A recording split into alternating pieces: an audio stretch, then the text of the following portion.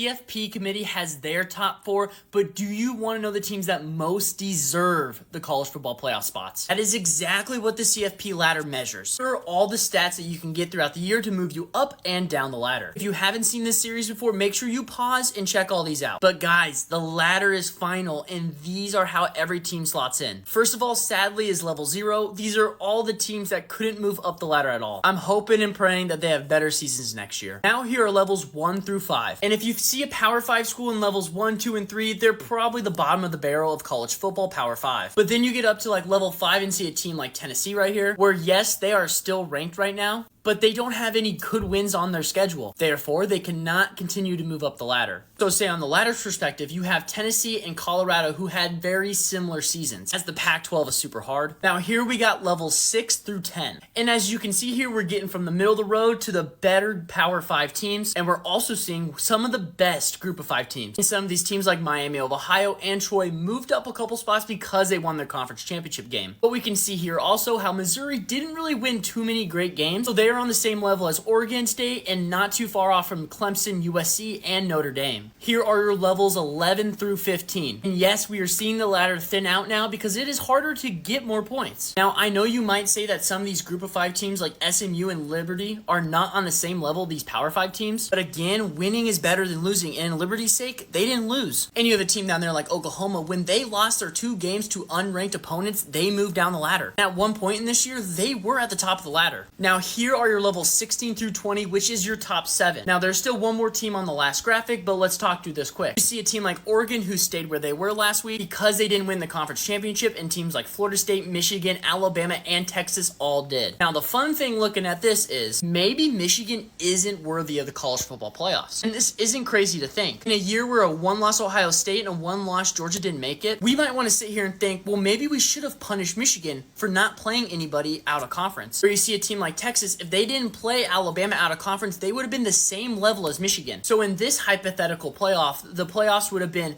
Alabama 4, Georgia 3, Texas 2, and the Washington Huskies at 1. They hit multiple season stats, and they have a lot of ranked wins. They did hit level 23 and are your college football playoff ladder champions. Let me know if you like this series, and during this bowl season, let me know if you want me to do something different with it. Like I can take out the starting of the year stats, or even the seasonal stats, or maybe you want ranked wins to count as more, or maybe you just want to see only the Group of 5 teams. If you let me know down in the comments, I can try to make it happen.